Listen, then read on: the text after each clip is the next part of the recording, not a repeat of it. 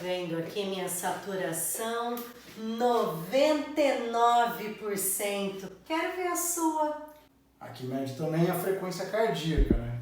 Que não tava boa. Quanto que tava a sua? 149. Sério? Saturação 99, pega essa. Nunca se falou tanto de oxímetro para calcular ou para quantificar a saturação de oxigênio circulando no nosso corpo. O que é saturação de oxigênio, Fred?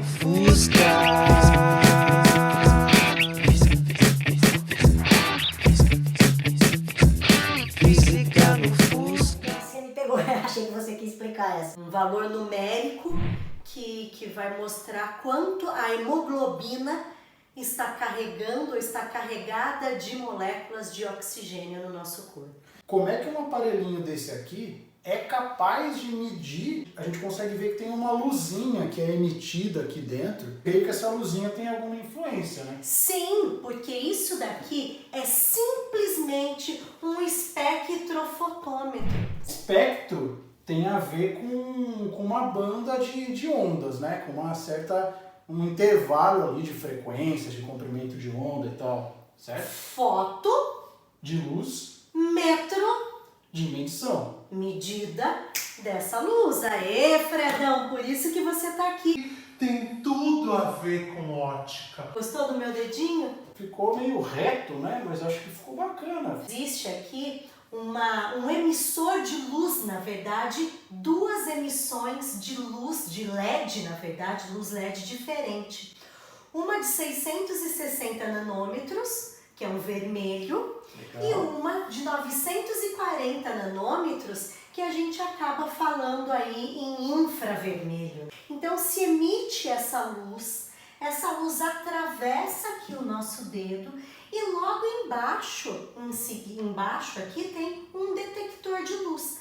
Ele vai conseguir quantificar e comparar quanta luz foi absorvida pelo sangue que está circulando aqui no dedo. Legal. Então, por isso a gente fala em absorvância de luz. Absorver uma quantidade de luz. Seria então fazer uma leitura de uma determinada substância que está presente aqui, no caso a quantidade de oxigênio, a partir da quantidade de luz que ela é capaz de absorver, é isso? Isso mesmo.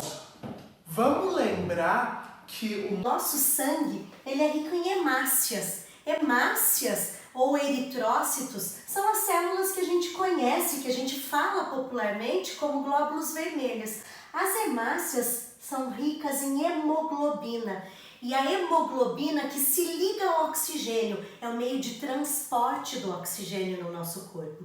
E é muito interessante porque quando tem a oxihemoglobina, ou seja, a hemoglobina ligada ao oxigênio, a coloração dessa hemácia fica diferenciada, fica um vermelho vivo. E é isso que esse aparelho vai detectar, o vermelho vivo dessas hemácias que estão oxigenadas, ricas em oxigênio. Que a gente está falando então de um comprimento de onda, né? Nanômetros, que é uma unidade de medida bastante utilizada quando a gente está falando desses comprimentos de onda pequenininhos, digamos assim, né? Perto aí da faixa do infravermelho, da luz visível. E a professora Anitta que desenhou esse gráfico, ó, bacana. No eixo Y, aqui na vertical, a gente tem a absorbância e aqui no eixo X o comprimento de onda.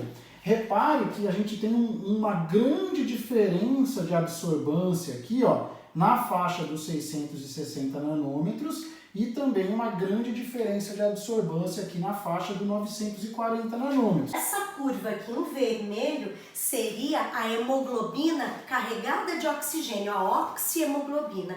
E aqui em azul seria a desoxihemoglobina, ou seja, a hemoglobina sem estar carregada de oxigênio. A hemoglobina sem oxigênio, ela vai ter uma coloração, ou a hemácia que tem a hemoglobina sem oxigênio, tem uma coloração vermelho muito mais escuro. Então essa diferença de tonalidade de vermelho que a gente consegue detectar aqui no oxímetro.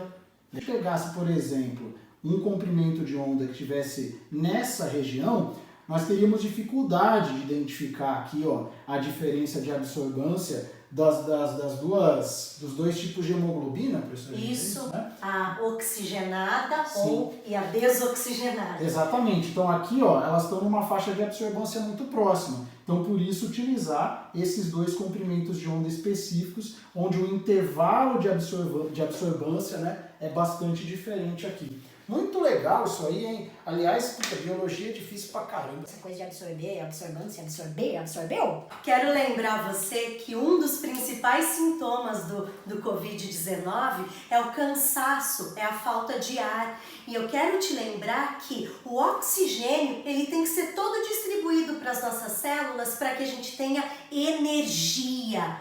Por isso, se a gente tiver com uma saturação de oxigênio baixo, estaremos muito cansados e isso significa que a nossa troca gasosa pulmonar pode não estar eficiente nesse momento. Vamos ver aqui, professora. Aê! Coloca aí depois de falar todo esse blá blá blá aí.